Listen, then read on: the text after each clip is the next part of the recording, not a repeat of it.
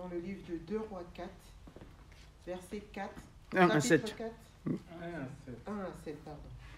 Il est écrit: Une femme de la communauté des prophètes cria à Élisée: Ton serviteur, mon mari, est mort, et tu sais qu'il craignait l'Éternel. Or, le créancier est venu pour prendre mes 2 enfants et faire de ses esclaves. Élisée lui dit: Que puis-je faire pour toi? Dis-moi, qu'as-tu chez toi? Elle répondit: Ta servante n'a rien du tout chez elle. Mais ta servante n'a rien du tout chez elle, mis à part un pot d'huile. Il dit: Va demander des vases dans la rue, chez tous les voisins, des récipients vides, demande-en un grand nombre. 4. Une fois rentré, ferme la porte derrière toi et tes enfants, verse de l'huile dans tous ces récipients et mets de côté ceux qui sont pleins. Alors, elle le quitta. Elle ferma la porte derrière elle et ses enfants, qui lui présentaient les récipients, et elle versait. 6. Lorsque les récipients furent pleins, lorsqu'elle dit à son fils: Donne-moi encore un récipient, et qu'il lui répondit: Il n'y en a plus. L'huile s'arrêta. 7. Elle alla le rapporter à l'homme de Dieu, qui lui dit: Va vendre l'huile et paye ta dette. Tu vivras avec tes fils de ce qui te restera. Amen. Amen, amen. Vous pouvez prendre place. Père, je te rends grâce pour ce moment, Seigneur. Je prie que tu prennes le contrôle de ma bouche, de mes pensées, que je puisse libérer la parole telle que tu veux ce soir, Seigneur. Que je n'ajoute rien de plus et que je ne recranche rien. Que je puisse dire tout simplement ce qu'il faut dire ce soir. Parle-moi, parle à ton peuple ce soir. Que l'onction du jour soit ma portion.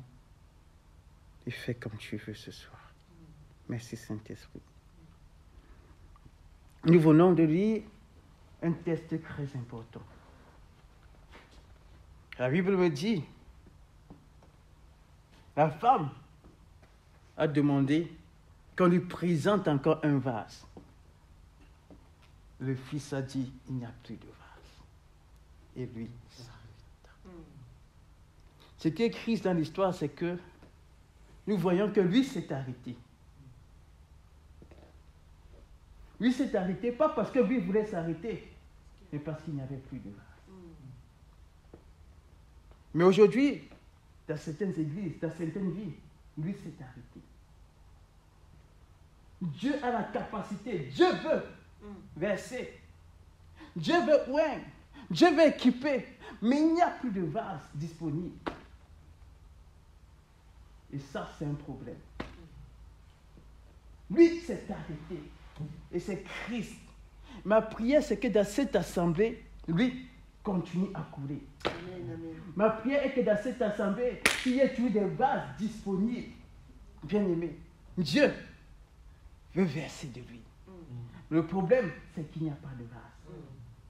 Le problème, c'est que lorsqu'il veut verser, il regarde à gauche, il regarde à gauche. Nous-mêmes, on confesse, il n'y a plus de vase. Au lieu d'aller à chercher, on dit il n'y a plus de vase. Et on se contente du fait qu'il n'y a plus de vase pour rester comme ça au lieu d'aller chercher. Et lui s'arrêta. Dieu veut faire beaucoup, mais c'est nous qui limitons Dieu. Je vais dire à quelqu'un ce soir, ne limite pas Dieu. Que tes pensées ne te poussent pas à limiter Dieu. Que tes raisonnements ne te poussent pas à arrêter Dieu. Parce que Dieu veut faire au-delà de ce que tu penses ou que tu puisses imaginer. Lui s'est arrêté. Alors lorsque nous lisons l'histoire, la Bible nous parle d'une femme. Une femme veuve. Une femme parmi les femmes des fils de prophètes. Lorsque nous regardons l'histoire, je m'imaginer que cette femme était dans son coin, en train de prier: Seigneur, je veux un mari qui craigne Dieu. Je veux un mari qui te sert. Je veux un mari consacré à toi. Et Dieu a envoyé un mari, en plus un fils de prophète. Gloire à Dieu. Lui aussi même il cherchait une femme. Et Dieu a envoyé une femme à ce monsieur. Dieu a envoyé. Et ce couple ont vécu dans la paix, dans la joie. Bien-aimés de Seigneur, Je vais nous dire ce soir qu'il y a certaines grâces que tu ne vas qu'expérimenter dans le mariage. Ma Bible dit, afin que les Écritures s'accomplissent, l'ange est allé visiter Marie. En d'autres termes, si Marie n'était pas connectée à Joseph, l'ange n'allait pas la visiter. Mon frère, ma soeur, toi qui penses qu'il n'est pas encore temps de te marier, il y a certaines choses qui n'arriveront pas dans ta vie. Pourquoi? Parce qu'il y a certaines bénédictions qui viennent uniquement dans le mariage. Il y a certaines grâces qui viennent uniquement dans le mariage. Toi qui penses que tu as encore du temps, tu retardes aussi l'accomplissement de certaines grâces. Ma Bible dit que lorsque l'ange a visité Marie, elle était fiancée à Joseph. Si elle n'était pas fiancée à Joseph, elle devait être disqualifiée. Parce que Jésus devait venir dans une famille où il y a un homme et une femme. Voilà pourquoi nous sommes là, parfois nous passons à côté de nos saisons, parce qu'on se dit que non, j'ai encore du temps. Il y a un temps où Dieu te met à cœur que c'est le temps, c'est la saison. Et si Dieu te met à cœur que c'est le temps, c'est la saison, peu importe ce que les gens pensent, alors fonce. Amen. La Bible me dit, cette femme a rencontré certainement ce monsieur. Ils ont vécu ensemble. Et quand Dieu est bon, il a béni par 2 enfants. Gloire soit rendue à Dieu. Il y a des femmes qui prient pour des enfants. Que Dieu vous accorde ses grâces d'avoir des enfants. Ils ont vécu leur vie heureuse. Ils ne se souciaient de rien. Avec les enfants, ils avaient des projets d'avenir pour les enfants. Certainement, ils ont pris des dettes pour envoyer les enfants en Europe pour faire des études. Ils se sont projetés. Mais ma Bible me dit, qui sait ce qu'un jour peut enfanter? Généralement, lorsqu'on parle de ce verset, on s'entend toujours aux bonnes choses. Mais un jour, pas enfanter des bonnes choses, mais un jour, il faut aussi enfanter des mauvaises choses. Voilà que ce jour, son mari est décédé. Cet homme, lui-même dans ses calculs, ne pouvait pas imaginer qu'il allait partir. Sa femme non plus ne pouvait pas imaginer qu'il allait partir. Ses enfants non plus. Frères et sœurs dans le Seigneur, rachetons le temps quand les jours sont mauvais. Je vais dire à un homme qui est marié, prends soin de ta femme, car on ne sait jamais. Je vais dire à une femme, prends soin de ton mari, car on ne sait jamais. Qui sait ce qu'un jour peut affronter? Ils vivaient leur vie insouciante. Ils faisaient des projets jusqu'au jour où la mort a frappé. Et c'était devenu une tristesse, une douleur pour cette femme. Elle souffrait parce qu'elle avait perdu son mari. Elle souffrait parce qu'il y avait un manque dans sa vie. Et bien aimée dans le Seigneur, son mari est parti. Elle ne pouvait plus récupérer son mari. Il y a des choses, bien aimées dans le Seigneur, que nous allons perdre. Et ces choses partiront une fois pour toutes. Et quand tu perds ce genre de choses, pleure et tourne la page. Il y a des hommes qui sont partis, oui, pleure et tourne la page. Il y a des projets qui sont partis, pleure et tourne la page parce que ça ne reviendra plus. Bien aimé dans le Seigneur, il y a des opportunités qui viennent une seule fois. Et que si tu les rates, ça ne reviendra plus. Voilà pourquoi Bartimée, lorsqu'il a entendu que Jésus passait, il a crié. Il a crié. Parce qu'il savait que si Jésus passait, il devait rater cette opportunité. Je vais dire à quelqu'un ce soir, crie pour ne pas rater l'opportunité. Parce que ma Bible dit, il y a un temps pour toutes choses. Bien aimé, il y a des opportunités qu'une fois que c'est raté, c'est raté. Donc, ayons le discernement. Ayons le discernement. Mais aussi, des choses que nous pouvons perdre et retrouver. Amen. Ma Bible me dit que Saül, les ânesses du père de Saül se sont perdues. Mais ma même Bible me dit que Samuel a dit à Saül que les ânesses ont été retrouvées. Je ne sais pas ce que tu as perdu. Mais laisse-moi ce soir te dire que tu vas retrouver ce que tu as perdu. Amen. Tu as retrouvé. Mais c'est à toi de faire ce que tu sais faire. Ma Bible me dit qu'un jour, le jour suivant, Jésus partait à Naïm. Et à Naïm, il y avait une veuve qui avait perdu son fils unique. Son fils unique. Les autres s'étaient réjouis, mais elle, c'était son tour de se réjouir. Naïm veut dire beauté. Naïm veut dire grâce. Et à Naïm, il y avait un désordre. Dieu n'avait pas créé Naïm pour la souffrance et les pleurs. Mais à Naïm, des sons de pleurs sont montés vers le ciel. Et cette veuve a regardé autour d'elle. Il n'y avait pas de prophète. Il n'y avait pas de serviteur. Il n'y avait pas d'homme de Dieu. Il n'y avait que des gens qui voulaient l'aider à enterrer ses rêves, à enterrer ses projets, à enterrer ses visions. Mais ma Bible me dit que Jésus est arrivé. Lorsque Jésus te donne des choses uniques, il ne peut pas permettre que le diable vienne détruire cela. Il ne peut pas permettre que tu perdes cela. Qu'est-ce que tu as d'unique que le Seigneur t'a donné? Qu'est-ce que tu as d'exceptionnel que le Seigneur t'a donné? Il y a des choses que tu as d'unique qui fait ta beauté. Il y a des choses que tu as d'unique qui fait ta beauté. Et quand Dieu te voit, il dit que oui, tu es beau. Et lorsque l'ennemi vient voler ça, non, Dieu s'élève.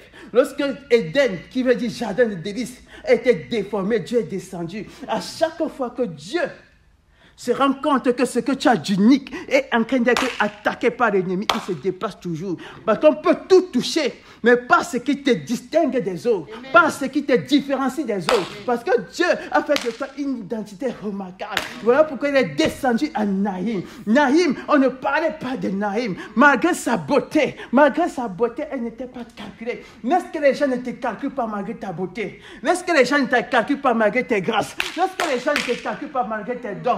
Mais il y a un Dieu qui voit, il y a un Dieu qui sait, il y a un Dieu qu'un jour, il descendra pour te visiter, pour te faire du bien. Ma Bible dit, il passa à Naïm. On a dit, femme, ne pleure plus. Amen. Amen. Je ne sais pas si tu es en train de pleurer ce soir, mais le Seigneur te dit, femme, ne pleure plus. Hier, c'était le tour de Capharnaüm. Hier, c'était le tour de Capharnaüm, mais aujourd'hui, c'est ton tour.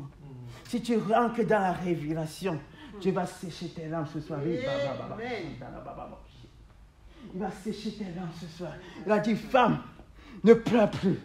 Ma Bible dit, il rendit le fils à la mère. Pourquoi? Parce que c'était cette chose qu'elle avait d'unique. Et ma Bible me dit que ce qu'on a d'unique, les dons nous donnent accès auprès des grands. Ce que Dieu t'a donné d'unique, conserve-le. Ne laisse pas l'ennemi tuer ça. Parce que c'est ça qui te donne accès auprès des grands. Ma Bible dit, lorsqu'on couvre un homme habile, il ne se couvre pas près des hommes obscurs, mais il se couvre près des rois. Ce que Dieu t'a donné va t'amener dans les hauteurs. Alors en chrétien ça, ne laisse pas les commentaires des hommes détruire ce que Dieu t'a donné d'unique. Ne laisse pas les circonstances détruire ce que Dieu t'a donné d'unique. Mais ce soir, si tu as perdu, Dieu te le restaure maintenant. Dieu te le redonne maintenant. Tu récupères cela au nom de Jésus. Il y a des choses que nous pouvons perdre et récupérer. Ma Bible me dit, Caïn a tué Abel. Même Adam n'est pas resté sur la défaite. Ma Bible dit, Adam connut encore Ève. Et Dieu a donné 7 à la place de ce que Caïn a tué. Alors ce soir, fais encore ce que tu sais faire. Ne te décourage pas. Fais encore. La capacité est en toi. Les grâces sont en toi. Fais encore. Ma Bible dit que lorsque Isaac creusait un puits, on venait encore boucher. Mais il continuait à creuser. À un moment donné, il est arrivé à Rehoboth. Il a dit, cette fois-ci, l'Éternel m'a mis au large. Cette fois-ci, je vais prospérer. Si tu arrêtes de faire ce que tu sais faire, tu vas étouffer ta grâce. Adam connut encore. Et à chaque fois que tu vas continuer à faire ce que tu sais faire, quelles que soient les ruses de l'ennemi, ils ne pourront pas. À un moment donné, ils vont se décourager. Ils vont dire, nous voyons que l'Éternel est avec toi. Nous voyons, alors laissons-la en paix. Parce qu'il y a des choses qu'on ne peut pas décrire. Parce que c'est en toi. La capacité est en toi. Bien-aimés dans le Seigneur, nous devons comprendre ces choses-là. Ma Bible dit que ces femmes avaient perdu son mari. Qu'est-ce que tu as perdu? Tu vas les retrouver ce soir. Parce que c'est le temps infavorable. C'est ton tour et c'est ta saison. C'est ton temps et c'est ta saison. Ne passe pas à côté. Ne sois pas distrait. Prends les décisions qu'il faut. Tout simplement. Nous avons vu qu'elle avait perdu son mari et elle souffrait. Mais elle ne souffrait pas seulement parce qu'elle avait perdu son mari. Mais elle souffrait aussi parce qu'elle avait un autre manque. Elle n'avait pas de moyens. Et elle savait que, à cause de son manque de moyens, le créancier venait pour prendre son mari, ses enfants plutôt. Bien aimé, il y a des choses où tu regardes ta vie. Tu te dis que oui, je veux faire ceci. Mais je n'ai pas les moyens. À cause de ce manque de moyens, je risque de perdre mon fiancé. Je risque de perdre ma femme. Parce que je n'ai pas d'enfant. Je risque de perdre mon mariage. Parce que je n'ai pas d'idée. Je risque de perdre les âmes. Parce que je n'ai pas ceci. Je risque de perdre. Et cette femme souffrait parce qu'elle avait quelque chose que le créancier était en train de vouloir prendre.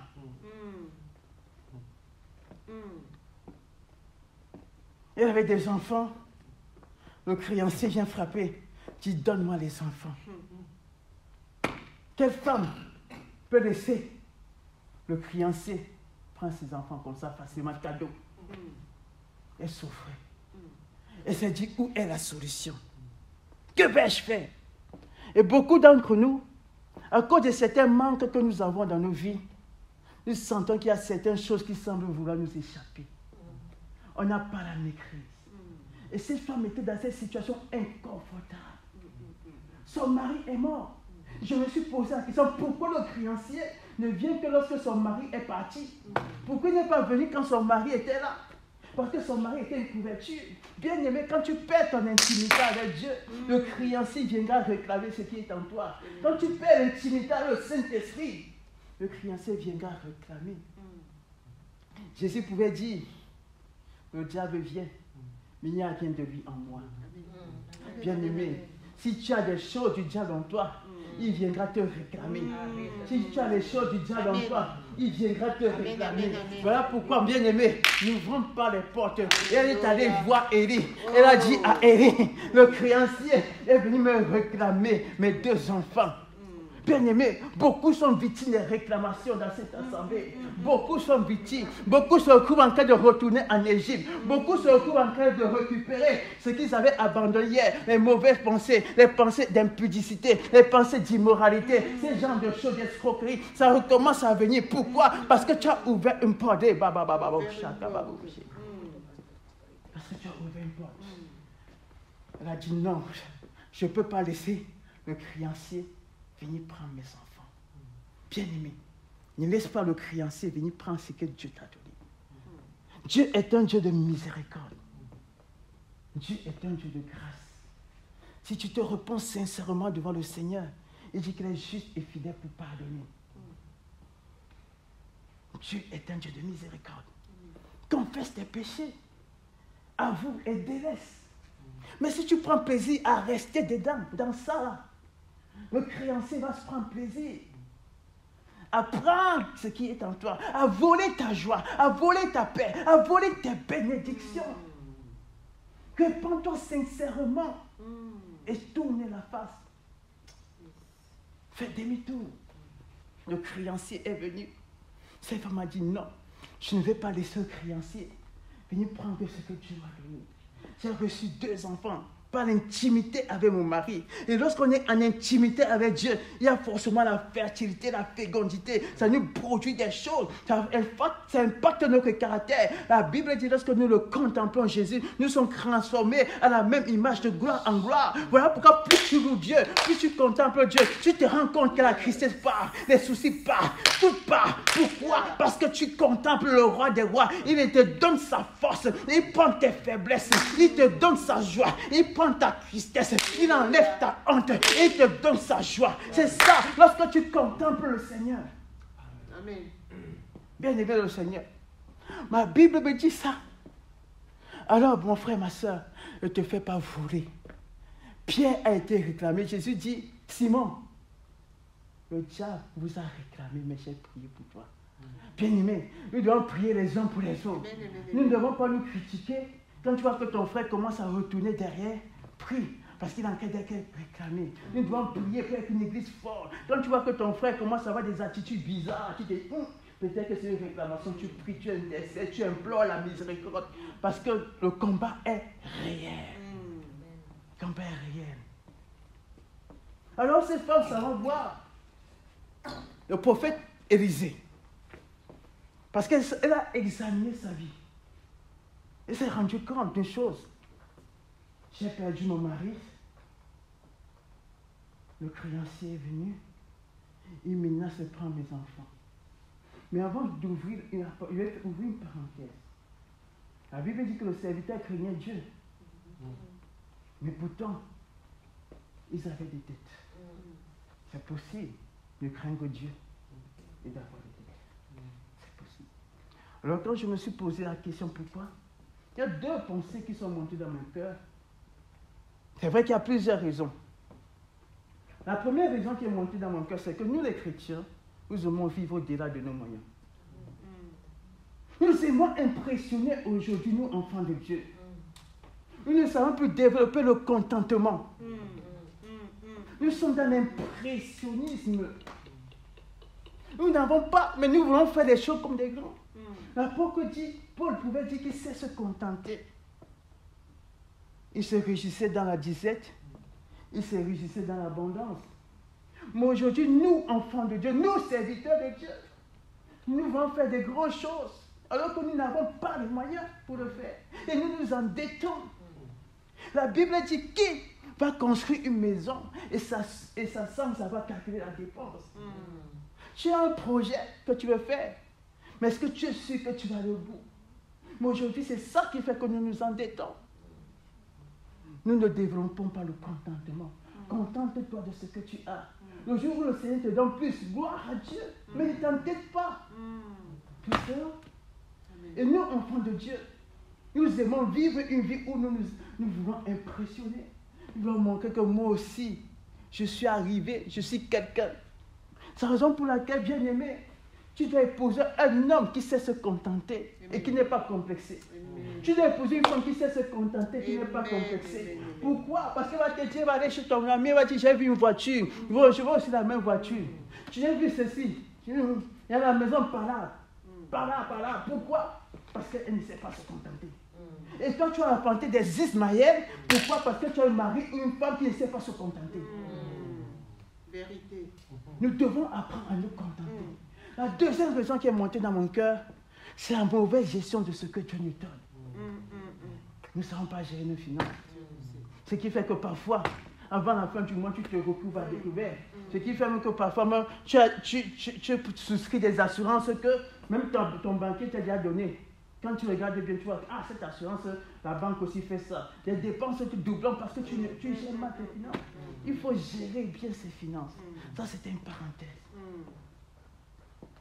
Église du Seigneur, cette femme, elle est allée voir Élisée. Elle lui dit, ton serviteur, mon mari est mort. Je me suis posé la question, pourquoi il n'a pas dit, mon mari, ton serviteur est mort?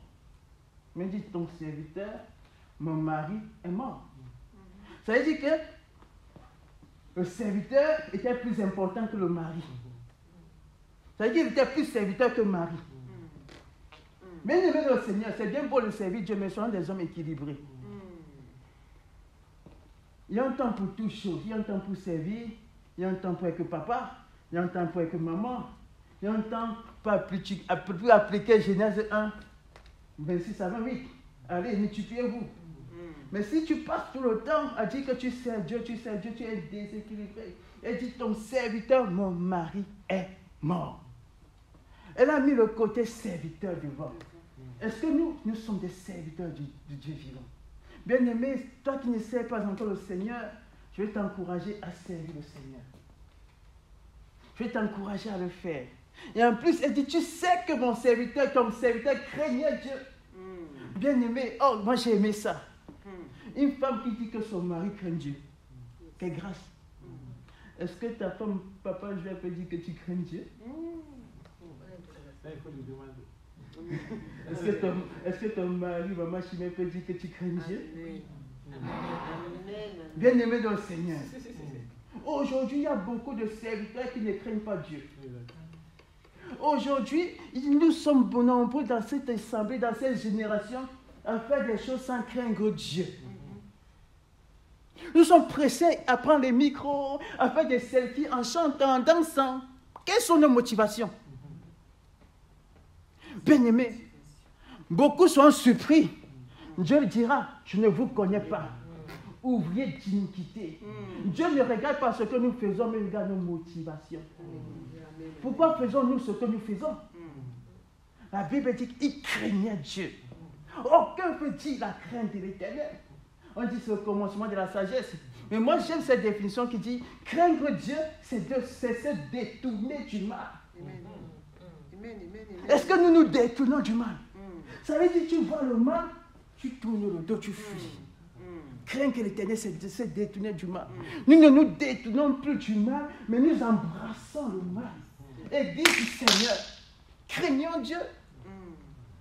Il dit, si je suis votre maître, où est la crainte que l'on a de moi? Nous venons ici, nous chantons. Il dit, éloignez de moi le bruit de vos cantiques. Je détourne mon regard quand vous chantez. Pourquoi? Parce que vos mains sont pleines de sang. Bien-aimés dans le Seigneur, nous devons craindre le Seigneur. Servir Dieu n'est pas une habitude. Servir Dieu n'est pas un parti de plaisir. Servir Dieu, ce n'est pas la starmania. Aujourd'hui, nous sommes dans cette tendance de starmania. Nous voulons être beaux, chic, beaux jambes, beaux costumes, bellement, ceci, tout cela, pour montrer que nous servons Dieu. Servir Dieu, ce n'est pas ça. Est-ce que Jean-Baptiste ne servait pas Dieu? Nous voulons toujours croire que servir Dieu, de s'habiller juste, c'était montrer une apparence extérieure, alors que l'intérieur là, est pourri. Bien-aimés, nous serons jugés. Jésus viendra juger sévèrement tous ceux qui servent le Seigneur. La Bible dit que le jugement commencera par sa maison. Alors, mes frères et sœurs, comment servons-nous le Seigneur? Posons-nous la question. Quelles sont nos motivations pour servir?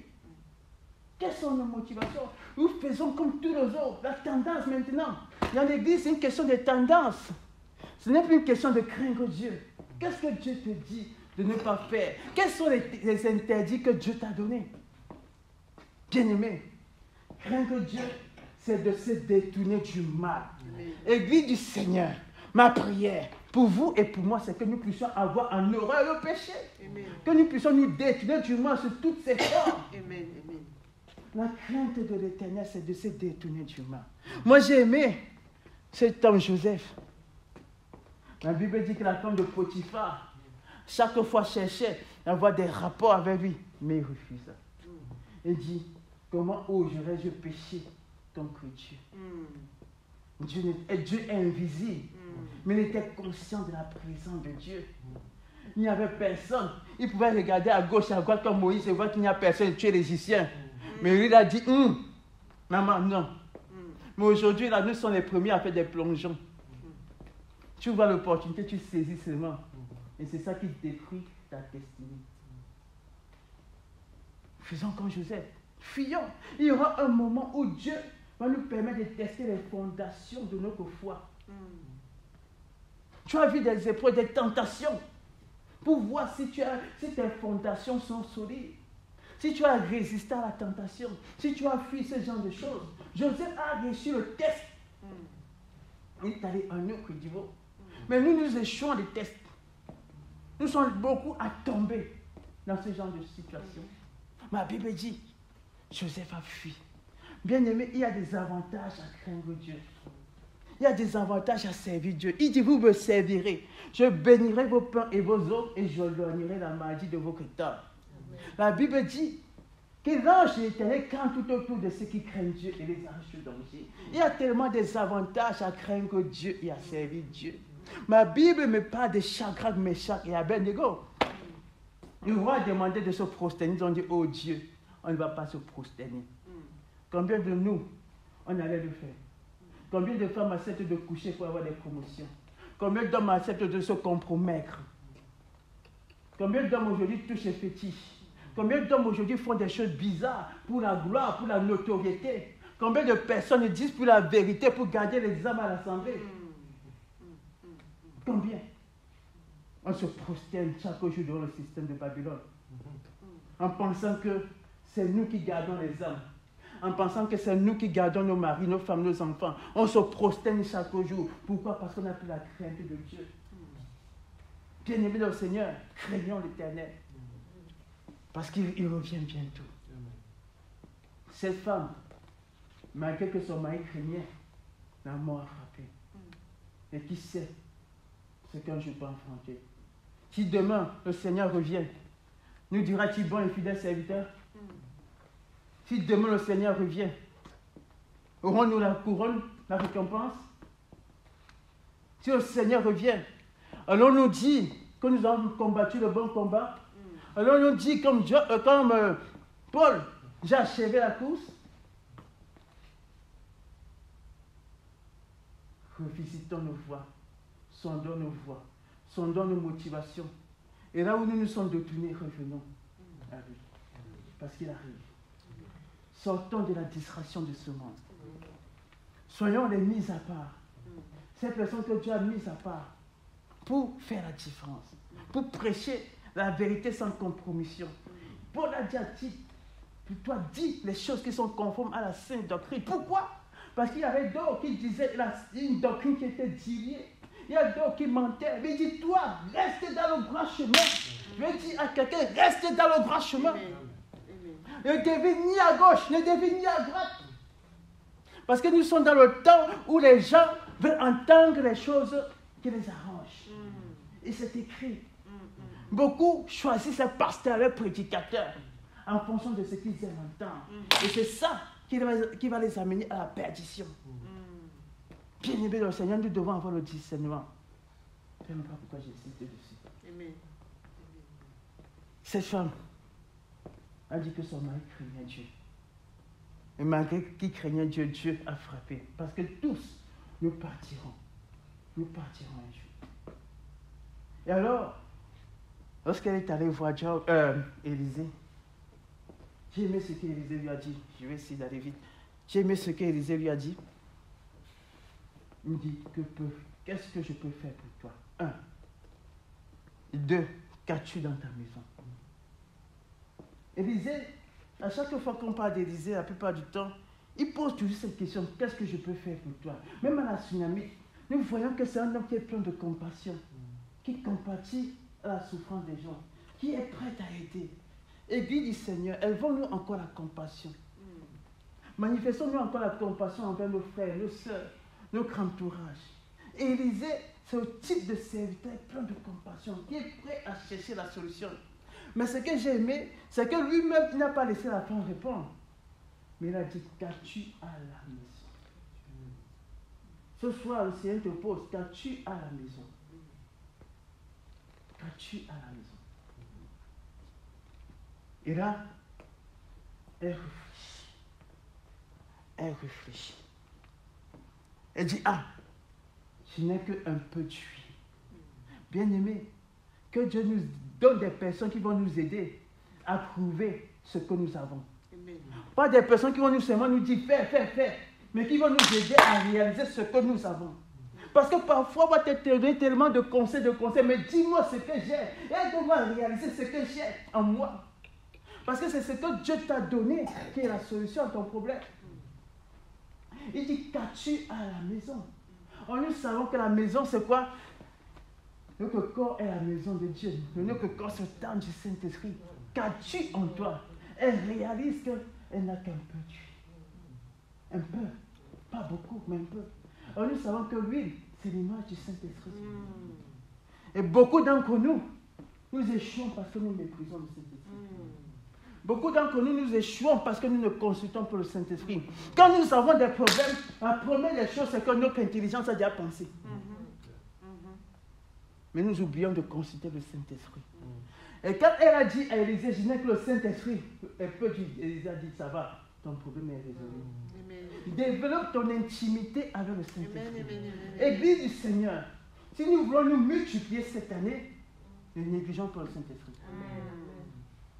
Parce que le Saint-Esprit est la clé de notre victoire, de notre multiplication. La Bible dit, le Saint-Esprit viendra nous conduire dans toute la vérité. Le Saint-Esprit est notre avantage. Le Saint-Esprit nous rappellera ce que Jésus a dit. Bien-aimé dans le Seigneur, ne néglige pas la personne du Saint-Esprit, parce que lui seul, il sait où jeter le filet. Lui seul, il sait ce qu'il va te dire pour que tu te multiplies. Lui seul, il sait où il y a ton mari, ta femme. Lui seul, il sait quelle stratégie te donner pour que tu te multiplies, pour que tu expérimentes l'espoir. Lui seul. Mais le problème, c'est que nous ignorons le Saint-Esprit, mais nous faisons le copier-coller. Tu as vu ta soeur faire telle crèche, tu fais la même crèche. Qu'est-ce que le Saint-Esprit t'a dit? Aujourd'hui, sur les réseaux sociaux, si une personne commence à danser avec un pied, tout le monde va danser avec un pied. C'est la tendance. Nous ne cherchons plus la révélation de l'Esprit. Nous ne cherchons plus comment le Saint-Esprit veut que nous fonctionnons. Et Élisée dit, tu as quoi? Elle dit le Saint-Esprit. Mon frère et ma soeur, la solution c'est le Saint-Esprit. Le Saint-Esprit te conduira, il t'éclairera parce qu'il est le bon berger. L'Église échoue parce que l'Église met son intelligence en avant. L'Église échoue parce que l'Église met les calculs humains en avant. L'Église échoue parce que l'Église prend conseil auprès des hommes et non auprès de Dieu. C'est, les hommes ont leur expérience avec Dieu, mais qu'est-ce qui te fait croire que leur expérience sera ton expérience? Si Moïse a pendu la mer rouge avec le bâton, Josué a mis les pieds dans le Jourdain. Amen. Stratégie différente. Amen. Mais même solution, efficacité. Et c'est ça le problème de l'Église. Nous faisons les copier-coller bêtement. Voilà pourquoi Dieu dit à Moïse, tu bâtiras selon le modèle que je te montrerai. Selon le modèle. Pas selon le modèle de l'Égypte. Pas selon le modèle que tu as vu ailleurs, mais selon ce que moi je t'ai dit. Église du Seigneur. Qu'est-ce que le Saint-Esprit dit maintenant en cette saison-ci? Qu'est-ce que le Saint-Esprit nous dit? Nous échouons parce que nous faisons des choses par nos propres forces. Nous faisons des programmes par nos propres forces. Nous n'avons pas consulté la pensée de Dieu. Ce n'est que sa miséricorde qui est avec nous, même pas sa fidélité. Église du Seigneur. Quelle est notre intimité avec le Saint-Esprit? Qu'est-ce que le Saint-Esprit nous a dit? Cette femme a réalisé que j'ai méprisé le Saint-Esprit. La Bible dit ne méprisez pas le Saint-Esprit. Ne l'attristez pas. Ne l'éteignez pas. Il est là. C'est un gentleman. Il n'attend que toi tu lui demandes conseil. Il a dit je te conseillerai. Je t'instruirai. J'aurai le regard sur toi et je te montrerai la voie que tu dois suivre. Mais nous ne le consultons plus. Nous faisons des stratégies humaines. Vous savez que les solutions de Dieu sont illogiques. Tellement illogiques. Dieu peut multiplier ces salles en une fraction de seconde. Mais il suffit d'entendre sa voix. Qu'est-ce qu'il dit? Et lorsqu'on a capté sa pensée, la multiplication va arriver. Il y a cet homme de Dieu à qui Dieu avait dit d'aller tabacher une tente, une grande tente d'argent pour aux Philippines, je ne sais plus où. C'était quelque chose d'illogique. Mais sa femme a cru en lui, il est allé. Pendant des jours, il n'y avait personne. Personne. Mais comme il était sûr qu'il avait entendu, un jour, on entend qu'il y a des démons qui ont mordu une fille. Les autres hommes de Dieu ne pouvaient pas, lui, il a prié. Et qu'il a prié pour cette femme, les démons sont partis. Ce n'était pas la tente qui était pleine. Même le quartier n'y avait plus la place. Pourquoi? Parce qu'il avait entendu l'instruction. Quelle instruction qu'on entend? Et c'est lorsqu'on va entendre, ça nous garantit le succès. Ça nous garantit la victoire. Ça nous garantit la réussite dans tous les domaines. Voilà pourquoi il dit, si on obéissait à sa voix, en peu d'instants, il confondrait nos ennemis et notre bonheur sera comme un bien-être, comme un fleuve. Pourquoi? Parce qu'on aura entendu. Ne méprisons pas le Saint-Esprit. Cherchons la direction. Cherchons l'instruction. David passait son temps à consulter Dieu. Et Dieu lui disait, fais ci, fais ça, fais ci, fais ça. Et c'est ça que nous oublions de faire. Et lorsqu'elle a réalisé qu'elle n'avait que cette fiole d'huile, pour toi, ça peut être un don. Pour toi, ça peut être ton mari, peu importe. Mais il y a des choses que Dieu t'a données. Et ne néglige pas ça. c'est avec cela que Dieu va te multiplier. Il dit, va demander chez tes voisins. Alors on comprend que la multiplication n'est pas seulement interne, mais elle est aussi externe. Non, c'est la conjugaison entre ce qui est à l'intérieur et ce qui est à l'extérieur. Non, tu ne peux pas te multiplier en te concentrant sur toi seul. Tu dois aller demander des vases à l'extérieur. Il dit des vases vides. Alors pour demander des vases, il faut avoir le courage. Aussi, il faut bien s'entendre avec ses voisins. Hein? Voilà pourquoi la Bible dit d'être en paix et de rechercher la paix avec tout le monde. Parce que tu peux aller demander le vase à ton voisin et dire je ne te donne pas parce que vous êtes en colère. Hein? Et peut-être que je suis le vase que Dieu veut utiliser pour toi. Peut-être que tu es le vase que Dieu veut utiliser pour moi. Mais qui sait? Il dit va demander le vase. Le vase était déjà disponible, préparé. C'est déjà prêt. La solution est déjà prête. Mais la solution est chez ton voisin. Va chez le voisin prendre la solution. Mais parfois, qu'est-ce que nous faisons? Ne pars pas. Tu as prié, fatigué là. Mais si tu ne pars pas, le vase ne viendra pas, la solution ne viendra pas. Parfois, il suffit tout simplement d'aller, d'obéir. Va. Mets l'orgueil de côté. Parce que la solution est chez le voisin. Le vase est chez le voisin. Il dit va et demande en grande quantité. Elle est allée demander. Et ensuite, ferme la porte derrière toi. Alors, nous voyons qu'il y a eu deux choses qui se sont passées. La femme et les enfants et ses fils ont travaillé en synchronisation. Nous savons que la femme, c'est l'image chez l'Église. Et si nous voulons nous multiplier, Église, travaillons dans la synchronisation. Travaillons dans l'harmonie. Travaillons dans l'unité. Parce que la femme demandait à son fils le vase et il donnait. Or, il n'y a que les fils qui peuvent donner des vases et non des enfants. Parce que le fils est mature. Le fils comprend la vision. Le fils comprend ce que Dieu a dit au Père. Le fils comprend. Et nous échouons parce que nous donnons des responsabilités aux enfants et non aux fils.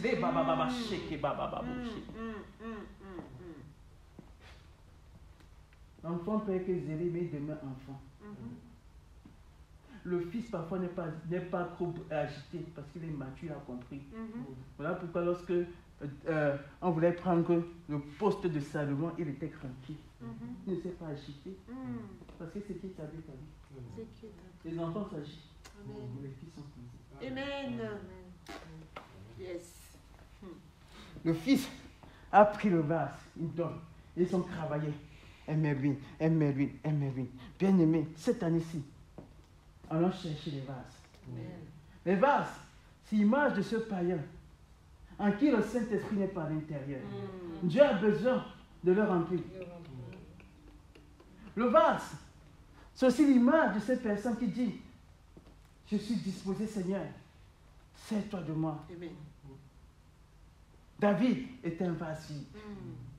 Malgré que ses frères étaient avec le roi, lui il était un vase vide. Voilà pourquoi la corne l'a localisé. Quand tu as un vase vide, vide de toi-même, vide de l'orgueil, vide de la colère, vide des choses de ce monde, vide des désirs de ce monde, forcément, la corne tu vas te localiser, va te rencontrer. Quel que soit le lieu où tu es, tu peux être derrière les brebis, mais la corne ira te chercher là-bas. Ce sont des vases vides. Mais aujourd'hui, nous sommes remplis de nous-mêmes, remplis de préjugés, remplis des œuvres de la chair, remplis des désirs de ce monde. Voilà pourquoi lui s'arrête de couler. Dieu veut remplir, mais il voit que nous sommes pleins de nous-mêmes. Le vase, c'est aussi l'image de l'extension. Présente une extension et Dieu va remplir. L'image, c'est l'exemple de beaucoup de choses. Quand Dieu dit tu présentes, il va remplir. Le vase, c'est l'image d'un projet que tu présentes à Dieu.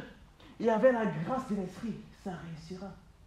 C'est ça le vase. Et à chaque fois que tu as présenté un vase à Dieu, Dieu, lui, il va remplir. Amen. La part de l'homme, c'est de présenter le vase. La part de Dieu, c'est de remplir le vase. Bien-aimés, nous travaillons en collaboration avec Dieu. Dieu a sa part et nous avons notre part. C'est la raison pour laquelle ce soir, je ne sais pas si tu veux dire à Dieu, Seigneur, je suis disposé, je veux qu'un vase vide pour toi. Remplis-moi.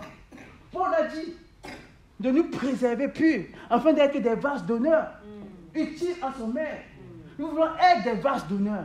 Nous ne voulons pas être des vases vides. Nous voulons être des vases d'honneur. Frères et sœurs dans le Seigneur, si tu veux être utilisé par Dieu puissamment, alors sois un vase d'honneur.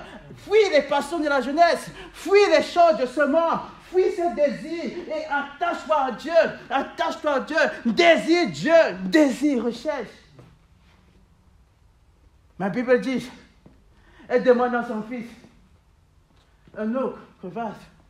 Mais il n'y avait plus de vase. Et lui s'est arrêté. Et c'est Christ quand l'huile s'arrête. Il y a des foyers où il n'y a plus de l'huile. Voilà pourquoi vous forcez beaucoup de choses. Parce que l'huile est là pour faciliter les choses. Dans ton foyer, quand tu commences à forcer, il n'y a plus d'huile. Dans tes relations, quand tu commences à forcer, il n'y a plus d'huile. Dans tes projets, quand tu commences à forcer, il n'y a plus d'huile.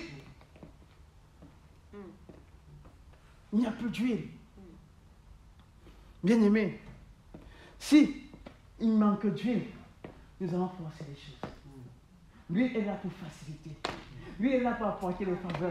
Voilà pourquoi Daniel, parce qu'il avait l'huile, parce qu'il avait été favorisé. Esther, parce qu'elle avait l'huile, parce qu'elle était favorisée. Bon, chaka, baba, bo, chaka. Elle était favorisée. Lui nous donne accès auprès des grands. Lui nous favorise là où on était défavorisé. Si on ne sait pas pourquoi, moi on se dit que c'est lui, c'est elle. Pourquoi? Parce qu'il y a lui, c'est toi. Lui distingue.